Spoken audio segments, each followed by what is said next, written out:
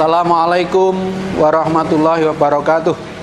Alhamdulillahirabbil alamin wal aqibatu lil muttaqin wala udwana illa 'alal zalimin. Asyhadu an la ilaha illallah wahdahu la syarikalah al malikul haqqul mubin wa asyhadu anna Muhammadan abduhu wa rasuluh arsalahu rahmatan lil alamin. Qala Allah taala fil Qur'anil Karim, a'udzu billahi minasyaitonir rajim. Wa wassaynal insana biwalidayhi ihsana hamalathu ummuhu kurha wa wada'athu kurha wa hamluhu wa fisaluhu thalathuna syahra hatta balagha asuddahu wa balagha arba'ina sanah. Qala rabbi auzi'ni an ashkura ni'mataka allati an'amta alayya wa ala walidayya wa an a'mala sholihan tardahu wa aslih li fi dzurriyyati inni tubtu ilaika wa inni minal muslimin. Pemirsa yang berbahagia, dalam surat Al-Ahqaf ayat 15 Allah memberikan pedoman kepada kita sekalian tentang hubungan yang baik antara anak dengan orang tua. Hubungan yang baik antara anak dengan orang tua itu merupakan salah satu pilar untuk menyangga keharmonisan rumah tangga. Nah, dalam hal ini Allah Subhanahu wa taala berwasiat kepada manusia. Nah, kalau namanya wasiat itu harus ditunaikan. Apalagi yang berwasiat adalah Allah Subhanahu wa taala. Yang diberi wasiat adalah manusia. Maka semua manusia wajib melaksanakan wasiat ini. Nah, wasiat Allah itu yang diberikan kepada manusia supaya manusia itu berbuat baik kepada kedua orang tuanya.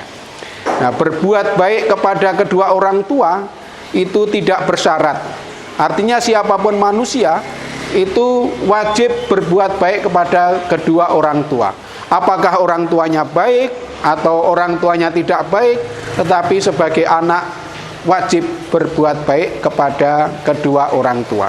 Nah, kemudian pada kalimat-kalimat berikutnya Allah menjelaskan tentang kondisi objektif orang ibunya. Mengapa Allah menjelaskan kondisi objektif ibunya sejak mengandung, melahirkan, menyapihnya sampai kemudian mendidik hingga dewasa? Karena Allah ingin memberikan penghormatan kepada ibu. Dan kalau setiap anak itu bisa menghormati ibunya, maka akan dengan mudah untuk menghormati bapaknya.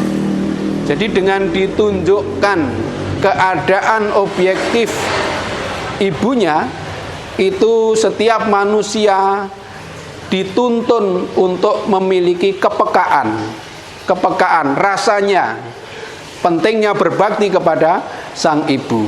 Nah, dia yang dijelaskan bahwa ibunya telah mengandungnya dalam keadaan ngrekoso, dalam keadaan yang susah payah. Nah, jadi ibu mengandung itu susah payah. Kemudian melahirkan juga dalam keadaan susah payah. Sama, itu susah payah dari mengandung sampai melahirkan. Tetapi betapapun beratnya mengandung, betapapun beratnya atau sakitnya ketika melahirkan, tetapi ibu tidak pernah menyesal. Ibu tetap bisa tersenyum bahagia dengan menderita sakit ketika melahirkan itu. Begitu bayi lahir, maka ibu akan tersenyum. Sakitnya ketika melahirkan itu dengan sendirinya akan hilang. Nah, di sini menggambarkan betapa memang seorang perempuan itu makhluk yang istimewa. Apalagi sebagai seorang ibu, sangat bisa berperan ganda. Jadi kepada seorang perempuan itu tidak usah ditanyakan apakah mau misalnya mau memilih pengembangan karir atau menjadi ibu rumah tangga, mau menjadi aktivis atau menjadi ibu rumah tangga. Itu bukan pilihan bagi perempuan, karena semuanya bisa dilakukan. Sangat berbeda dengan laki-laki.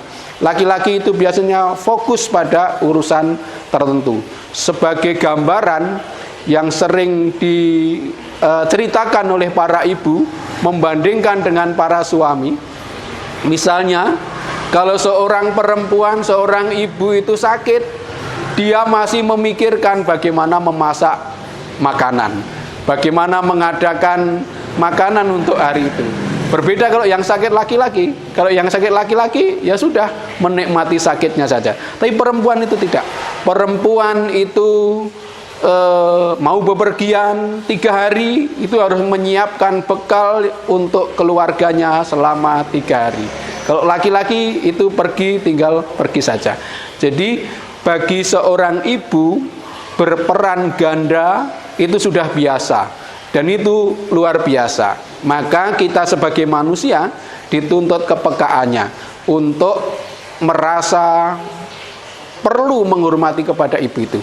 Nah, kalau kita manusia sudah bisa peka, merasa, kemudian diwujudkan dengan hormat dan patuh kepada ibunya, maka ibunya akan mendidik untuk patuh kepada bapaknya, kepada ayahnya.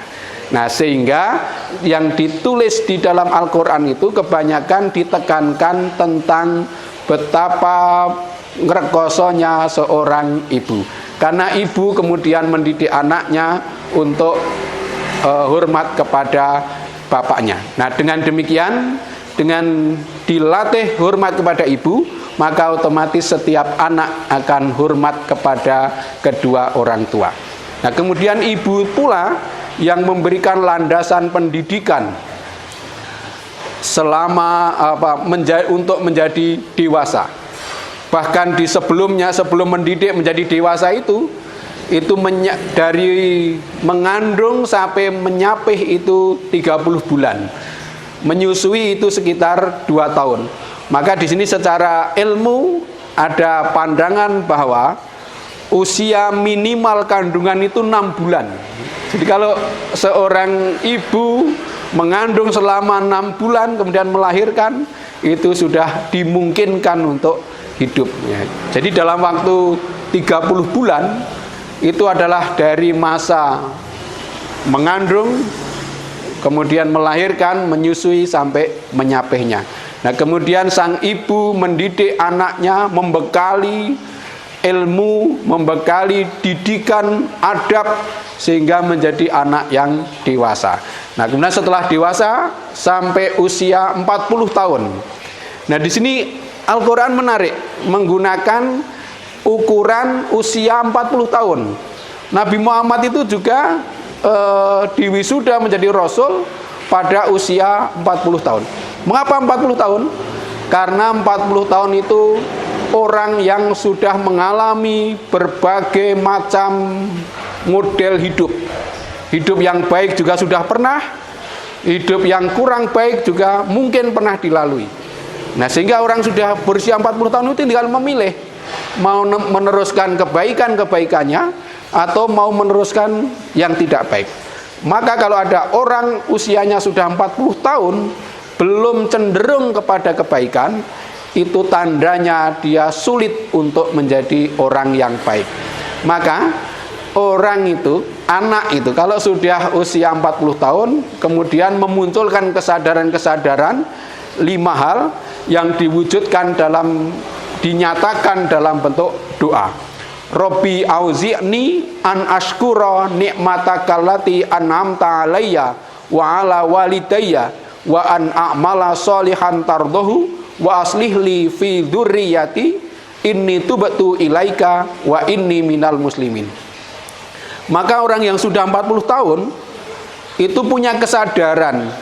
Yang pertama, pentingnya bersyukur kepada Allah, juga berterima kasih kepada kedua orang tua. Bersyukur itu kalau tidak punya kesadaran juga sulit itu bersyukur, meskipun tahu bahwa dia memperoleh kenikmatan yang tidak terhingga, tetapi perlu berdoa supaya diberi kemudahan untuk bersyukur kepada Allah. Bersyukur itu artinya mengakui bahwa Allah yang memberi anugerah, kemudian kita berterima kasih, menggunakan anugerah itu sesuai dengan kehendak yang memberi. Itu hakikat dari bersyukur. Jadi kalau kita bersyukur atas nikmat yang diberikan oleh Allah, kita itu menggunakan nikmat itu menurut kehendak Allah. Nah, itu yang pertama. Maka kesadaran yang kedua kemudian adalah mohon kepada Allah supaya bisa beramal soleh yang diridhoi oleh Allah. Jadi sudah kesadaran individual untuk bersyukur, nah kemudian berusaha memberi manfaat bagi orang lain yang berupa amal soleh. Nah, beramal soleh, berbuat baik yang diridhoi oleh Allah. Jadi tidak sekedar berbuat baik kepada sesama manusia, tetapi juga berbuat baik yang diridhoi oleh Allah. Sebab ada yang berbuat baik tetapi tidak menempuh jalan yang diridhoi oleh Allah. Misalnya dalam film-film itu ada penjahat mencuri, kemudian hasil curiannya dibagikan kepada fakir miskin. Itu kan berbuat baik tetapi tidak diridhoi oleh Allah Subhanahu wa taala. Nah, orang yang sudah 40 tahun itu berdoanya, ikhtiarnya adalah beramal soleh yang diridhoi oleh Allah. Wa aslih li fi dzurriyyati. Nah, kemudian yang ketiga, punya kesadaran untuk membaguskan generasi yang akan datang. Artinya punya kesadaran akan munculnya generasi yang lebih baik, punya kesadaran akan pentingnya kaderisasi. Nah, dalam kaderisasi itu yang dipentingkan adalah seperti kata Nabi Musa itu, ma ta'buduna mim ba'di. Apa yang kamu sembah setelah aku nanti tidak ada. Nah, itulah orang tua itu penting mendidik anaknya supaya memastikan tentang apa yang belum pasti itu. Karena besok akan menyembah apa itu belum pasti. Maka orang tua punya tanggung jawab untuk memastikan kepada anak-anaknya agar setelah dia tiada itu tetap meneruskan ajaran Islam yang dilaksanakan oleh orang tuanya. Sedangkan tentang yang sudah pasti cukup mencarikan gambaran-gambaran, berbagai peluang-peluang. Yang sudah pasti itu adalah apa yang akan dimakan besok.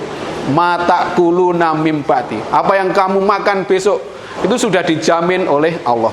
Nah, orang tua cukup memberikan arahan, peluang-peluang untuk menggapainya. Jadi kesadaran tentang pentingnya generasi yang lebih baik. Maka orang sudah 40 itu pasti memikirkan besok harus hadir generasi yang akan datang yang lebih baik daripada dirinya. Kemudian yang keempat, inni tubtu ilaika, sesungguhnya saya bertobat kepadamu. Nah, bertobat itu artinya kembali. Nah, orang yang bertobat itu adalah orang yang selalu berusaha berubah menjadi lebih baik. Itu bertobat. Kemudian yang terakhir, yang kelima adalah wa inni minal muslimin, dan sesungguhnya saya termasuk orang-orang yang berserah diri. Jadi orang itu kalau sudah 40 tahun itu idealnya itu segera mengarahkan hidupnya itu ke arah yang senantiasa lebih baik melalui doa yang menghadirkan 5 kesadaran itu. Saya ulangi, 5 hal itu adalah yang pertama senantiasa bersyukur kepada Allah, kemudian beramal soleh yang bermanfaat dan diridhoi oleh Allah, kemudian yang ketiga berusaha mendidik generasi yang lebih baik, generasi solih dan solihah yang lebih baik. Kemudian yang keempat, senantiasa bertobat kepada Allah dengan substansi selalu memperbaiki diri ke arah yang lebih baik. Dan yang terakhir adalah saya berserah diri kepada Allah. Nah, selebihnya puncaknya adalah tawakal, berserah diri kepada Allah. Nah, itulah yang saya sampaikan tentang pentingnya hubungan baik anak dengan orang tua sebagai pilar untuk menjaga keharmonisan rumah tangga. Mudah-mudahan bermanfaat. Billahi taufik wal hidayah, nasrun minallah wa fathun qarib wa basyiril mu'minin. Assalamualaikum warahmatullahi wabarakatuh.